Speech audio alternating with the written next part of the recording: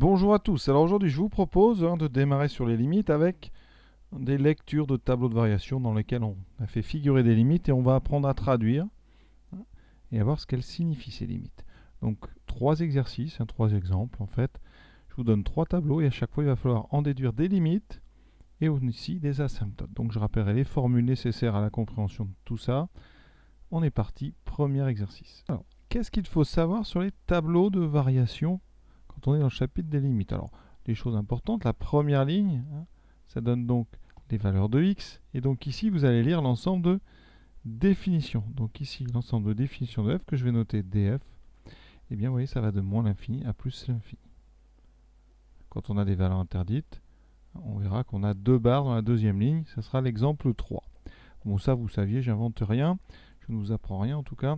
Ici, vous avez un 5 et là un 4. Ça veut dire ce couple-là, eh bien, que l'image de 5 par la fonction f, c'est la fonction ici à gauche dans le tableau, on voit f de x, donc c'est bien f de 5 est égal à 4. Ça vous donne donc une image. Et maintenant, on a ici des moins l'infini. Eh bien, ici, ce sont des limites. À gauche,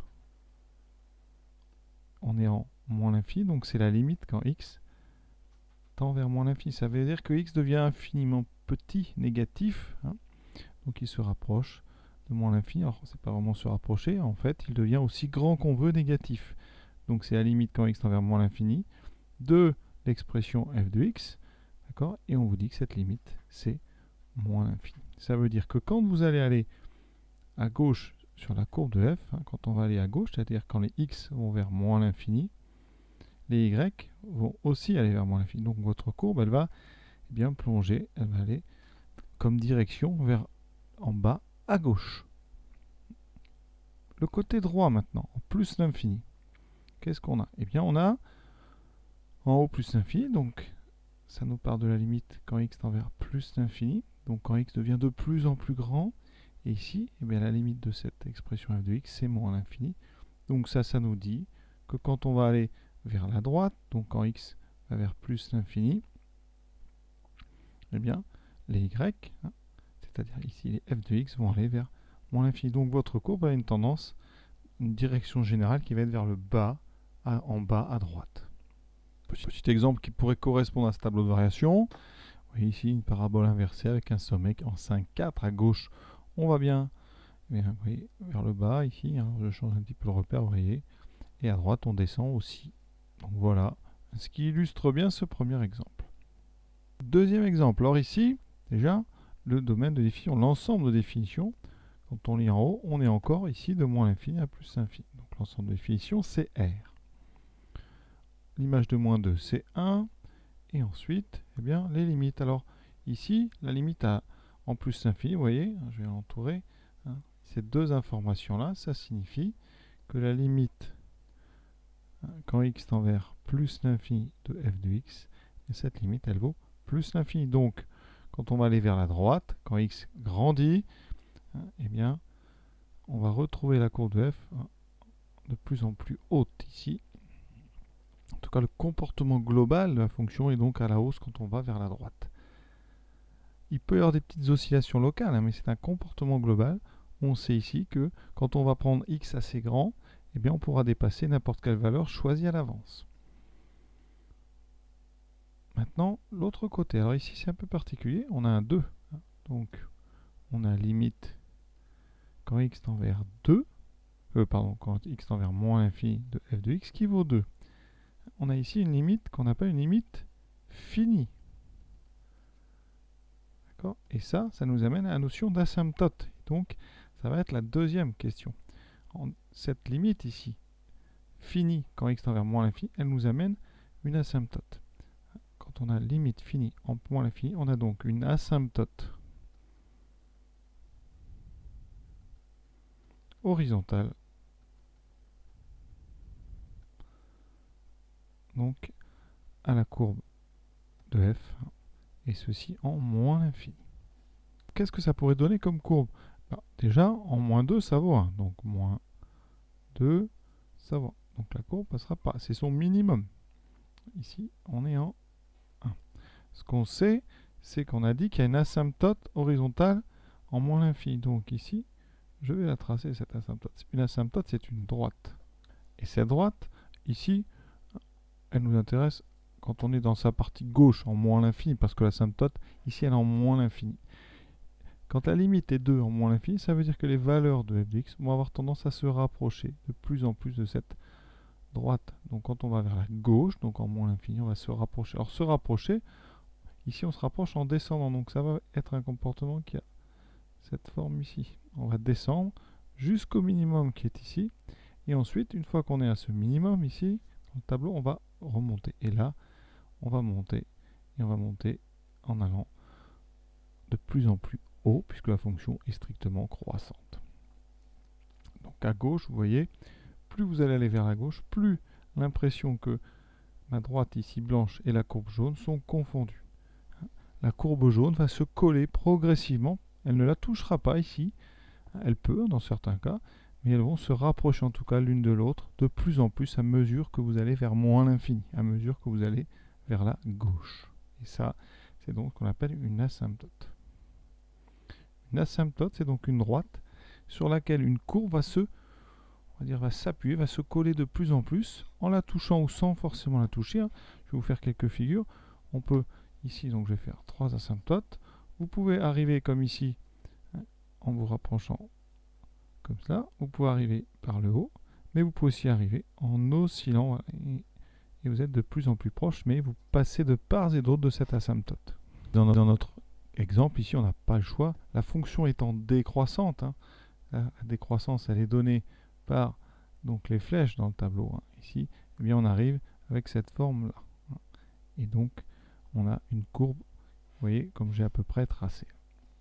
Petit exemple ici d'une asymptote en moins l'infini, d'équation y égale 2. Voilà, j'ai choisi comme fonction 2 plus 1 sur x. Vous voyez, ma courbe rouge ici, quand je vais vers la gauche, eh bien, elle va se coller de plus en plus sur ma droite ici qui est en pointillé vert. Et donc, cette droite verte, c'est une asymptote à la courbe rouge. Et puisqu'on va arriver à l'exercice 3, ici dans la courbe que je vous ai présentée, il y a une asymptote horizontale à gauche. Vous avez ici cette asymptote verte ici. Elle est aussi asymptote à droite, mais cette fois-ci, vous voyez, la courbe arrive par le haut, donc 2 positions différentes.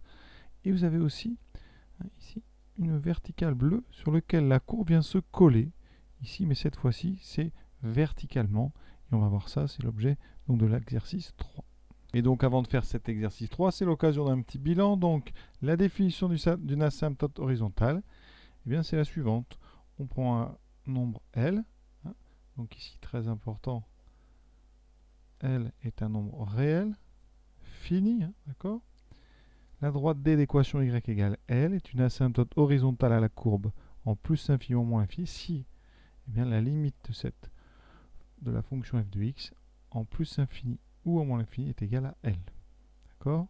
Et la asymptote verticale, le mot est presque le même, mais on a une notion de verticalité. Ici, vous aurez des asymptotes verticales uniquement en des valeurs finies. C'est-à-dire qu'ici, on obtiendra, quand on va tracer, des droites d'équation x égale a, et donc ça donne des verticales. On aura souvent cela au niveau des valeurs interdites. Et donc, la définition, c'est que si on a la limite en a qui vaut plus infini ou moins infini, eh bien on dira que la droite d'équation x égale a est une asymptote verticale à la courbe de f. Et dans les deux cas, la courbe de f va se coller donc à ces asymptotes. Donc sur un dessin, on peut avoir ce... Voilà, donc là je trace... Supposons que ça soit une asymptote horizontale, ceci une asymptote verticale. Vous pourriez avoir une courbe qui a cette forme, par exemple comme ceci. Ici, quand on s'approche, eh bien, on va monter infiniment. Et ici, on pourra avoir une courbe qui fait comme ceci, voilà. Et donc, vous avez à gauche asymptote horizontale ici, à droite aussi. Et au niveau de cette valeur ici, eh bien, on aura une asymptote verticale en plus infini, c'est la partie du haut, et en moins l'infini, c'est la partie du bas. Et voici un exemple plus complet. Donc, on a un domaine de définition qui est un petit peu particulier ici, parce que vous avez une double barre. La double barre ici en 4, ça veut dire que le domaine, c'est moins l'infini jusqu'à 4, ouvert en 4. Et en fait, on repart. Donc ça veut dire qu'on pourrait dire que c'est R privé du nombre 4. On a une valeur interdite. Ensuite, on regarde donc chaque borne de cet ensemble de définition. Vous voyez, il y a 1, 2, 3, 4 bornes. Donc il y a 4 limites qui vont nous intéresser. La limite en moins l'infini, qu'on peut noter limite de f en moins l'infini. On ne met pas de x ici, on ne met pas de x là. Cette limite d'après le tableau, c'est 0. C'est une limite finie. Donc, asymptote horizontale. Équation, on va l'appeler delta, et son équation c'est y égale 0. C'est donc l'axe des abscisses. Ensuite, on a en 4, alors on a deux côtés. Là c'est très important à saisir, vous avez ici et là.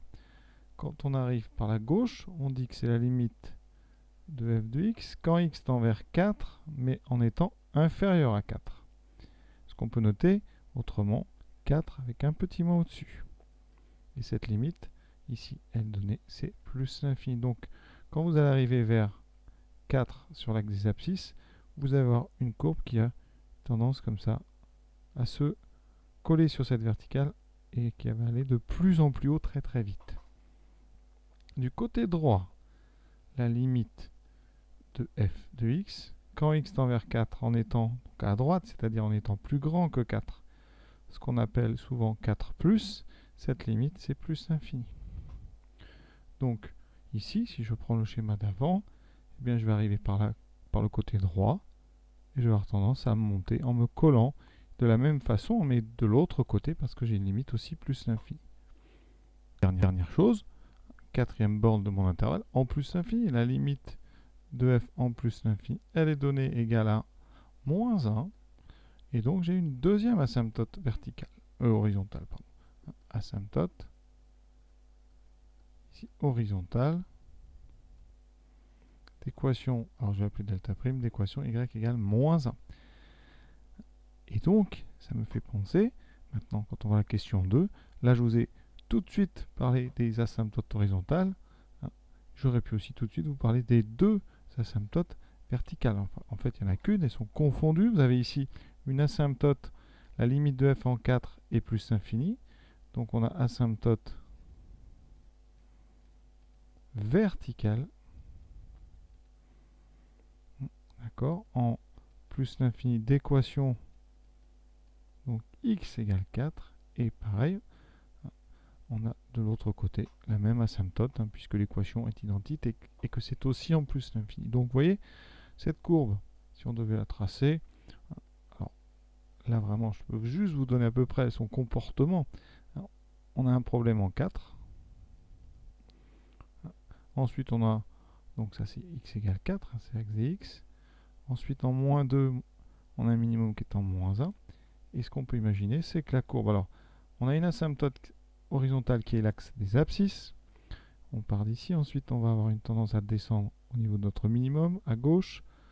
Ensuite ça va remonter peut-être comme ceci, et ici ça va se coller, alors ça peut monter, voilà. Ça ne passera jamais cette verticale, ça ne la touchera jamais parce que 4 est une valeur interdite, donc on ne peut pas avoir de point de la courbe sur cette verticale, donc on a une montée comme ça infinie. De l'autre côté, eh bien, on a une asymptote horizontale, y égale moins 1, donc à ce niveau-là.